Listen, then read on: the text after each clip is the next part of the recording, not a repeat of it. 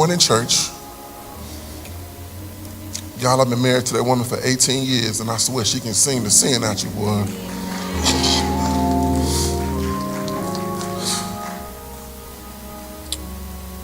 Never cease to amaze me, Naomi Brown. You never cease to amaze me. That's a gift from God.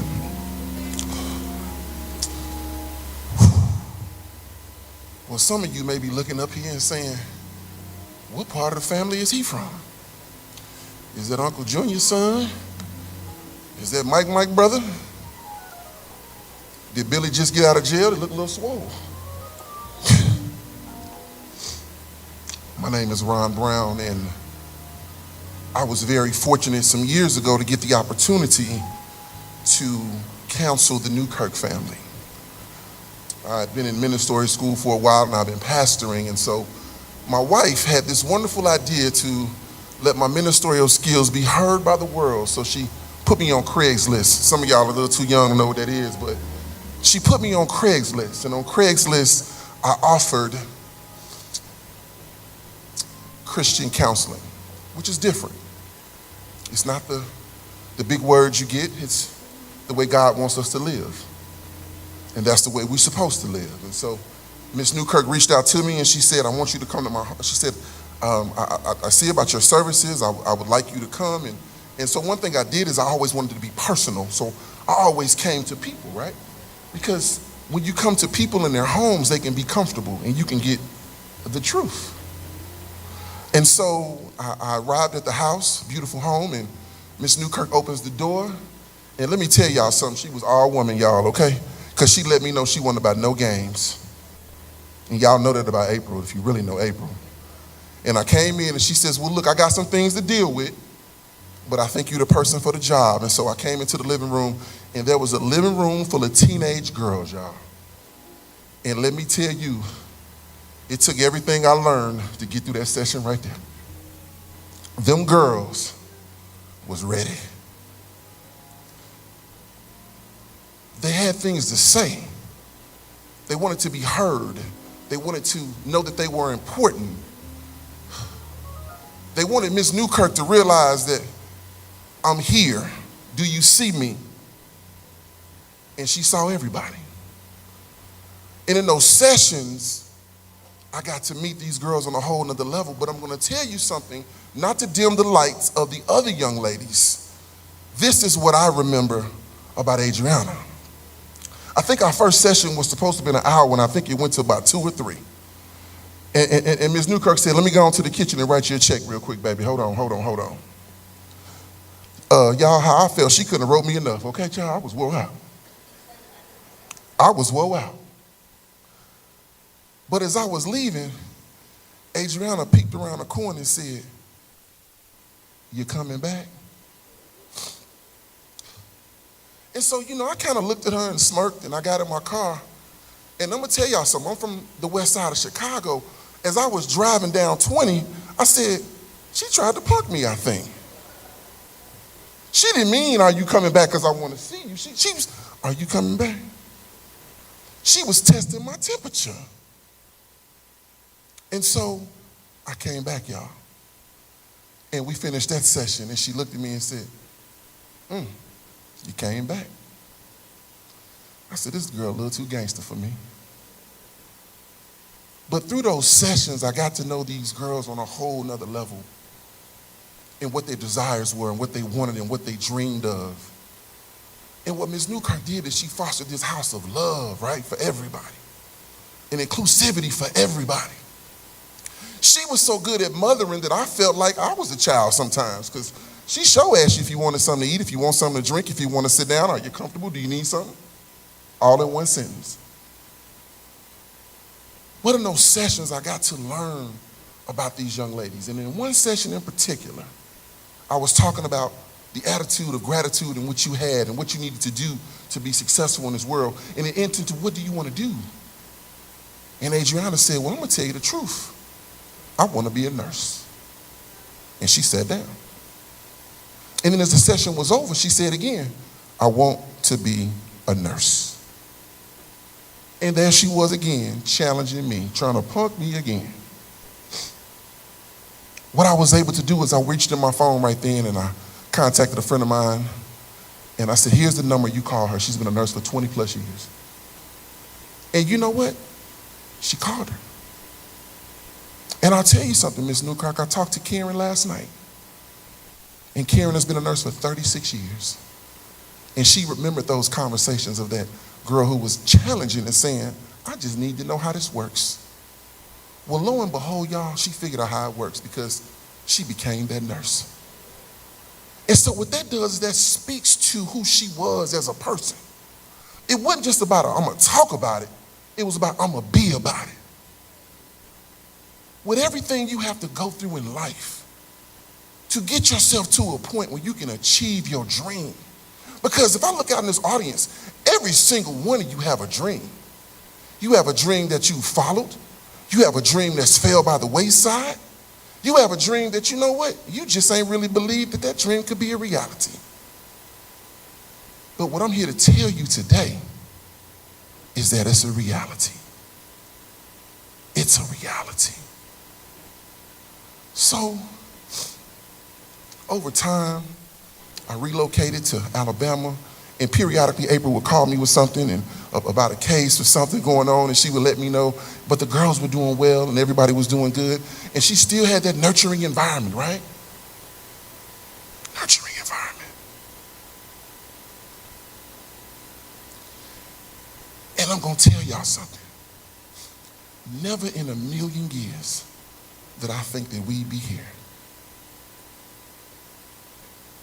But there's something that I have to hold on to from the Christian counseling and what I believe. God is still God. No matter what man says, no matter what man does, God is still God. Throughout this ordeal, we got to talk and deal with this situation, and I was given an opportunity, and that opportunity we rekindled and started talking. And it was one thing that we always said to each other in those conversations. When we got the phone, I said, I love you, April. You know what she say? I love you too. Now it's been years, but the love still stands. And so what that says to you is that we got to do a better job of loving. Throughout this process a week ago, I was at Emory Hospital because I told her that we're going to do this thing all the way out. Do you understand what I'm saying? We're going to walk it all the way out. It's been walking it all the way out. I got to meet Miss Newkirk's mother. And there was something that she kept saying over and over and over again. She says, we are witnessing the inhumanity of man. And she said that to me on the elevator when we were going up. She said it in the room. And she said when that precious, beautiful girl got her wings, we are witnessing the inhumanity of man. Now today, if you're out here and you hurt and you tore up from the floor up and you just don't know how you're going to go on, that's how you're supposed to feel. You feel that because you're experiencing loss. And that is your humanity. Did you hear what I said? That is your humanity. When you're in ministry, there are things that you have to do, right? You do the baptisms. Ain't that right, fellas in the food? We do the baptism. And that's a victory moment, right? You do weddings. And that's a celebration of two people becoming one. But the funeral is hard, right? But if you lean not on your understanding and realize what it really is, it's bigger than the baptism. It's bigger than the wedding because you get to go home to the Father.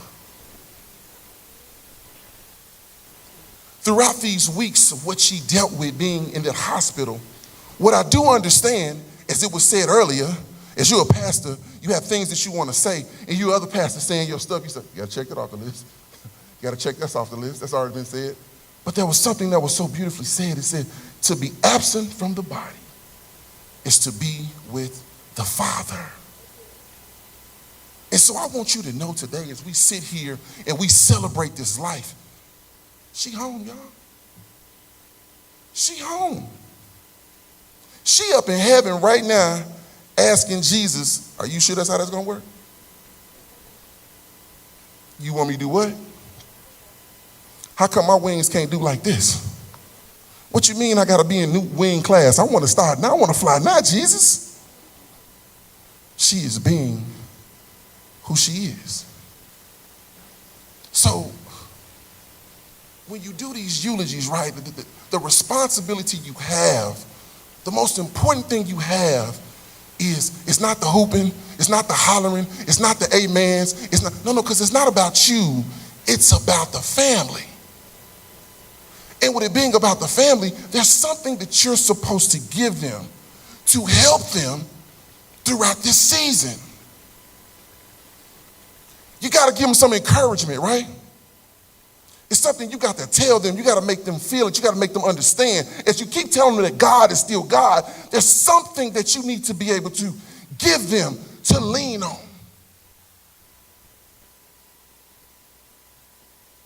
When April called me a few days, 10 days ago, and asked me to do this, I pulled up in my driveway and I was shaking. I've done these many, many, many times, but this one hit different, y'all. And I began to battle, what am I going to say? What am I going to do?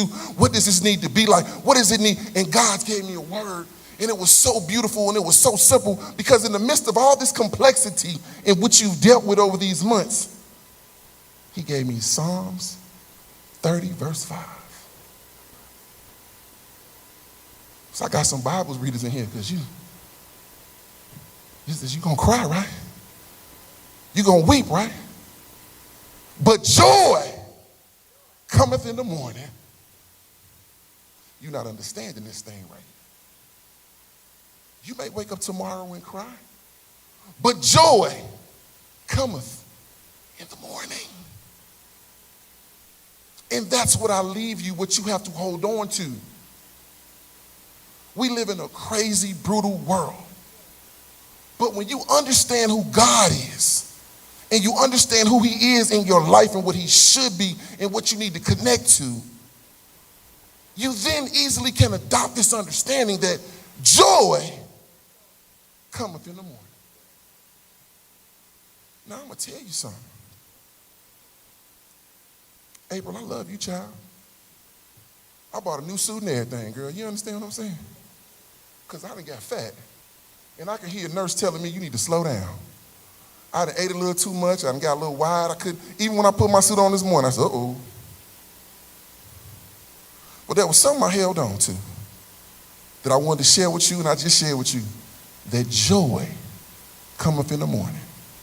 So when I get up in the morning and I can't fit something else, I got to say, Bishop, past the doctor, joy cometh in the morning, because I get it right. Now, those of you who are sitting out here today, you have an opportunity to get it right.